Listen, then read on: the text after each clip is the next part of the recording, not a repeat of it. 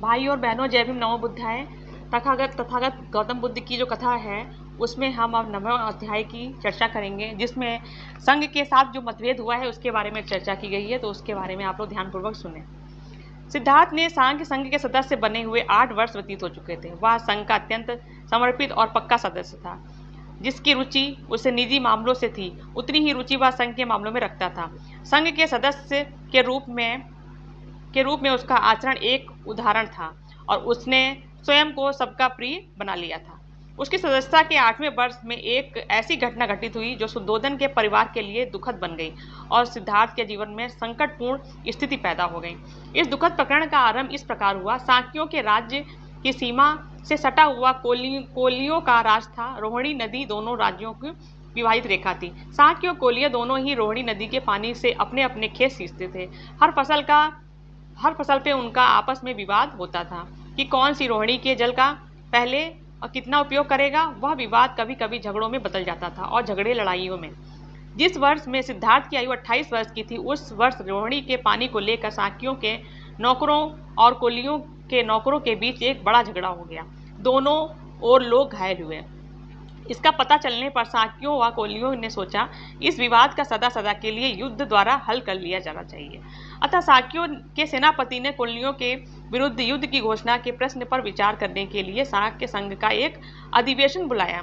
संघ के सदस्यों को संबोधित करते हुए सेनापति ने कहा, हमारे लोगों में कोलंबियों ने आक्रमण किया है, इसलिए हमारे लोग उसे पीछे हटना पड़ेगा। कोलनियों ने इससे पहले से अनेक बार आक्रमण कार्रवाइयाँ की।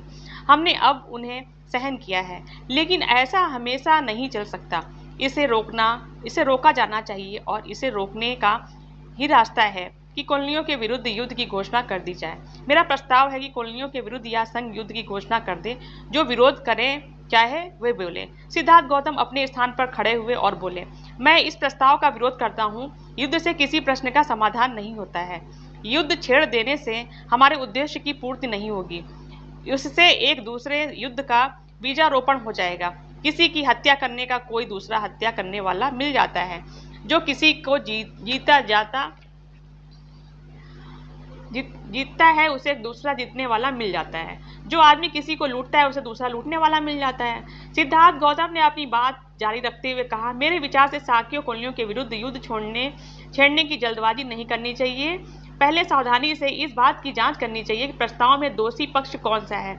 मैंने सुना कि हमारे आदमी भी आक्रामक रहे हैं। यदि यह सत्य है तो इस प्रस्ताव हम भी निर्दोष नहीं हैं। सेनापति ने उत्तर दिया, यह ठीक है कि हमारे आदमी आक्रामक थे, लेकिन यह नहीं भूलना चाहिए कि पहले पानी लेने की बारी हमारी ही थी।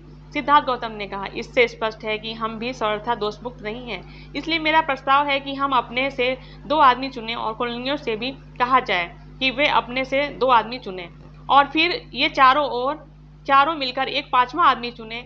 ये 5वां आदमी मिलकर झगड़े का समाधान करें।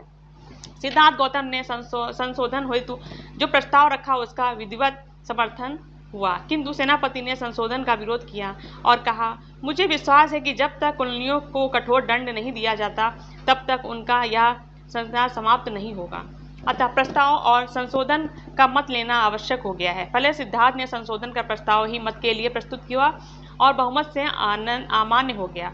तब सेनापति ने स्वयं अपने प्रस्ताव पर मत मांगे। सिद्धार्थ गौतम ने फिर खड़े होकर विरोध किया। उसने कहा, मेरे संघ से प्रार्थना है कि इस प्रस्ताव को स्वीकार न किया जाए। साक्य और कॉलोनियों के निकट संबंधी हैं। यह बुद्धिमानी नहीं है कि एक दूसरे को बर्बाद करें। सेनापति ने सिद्धार्थ गौतम के तर्क को घोर विरोध किया।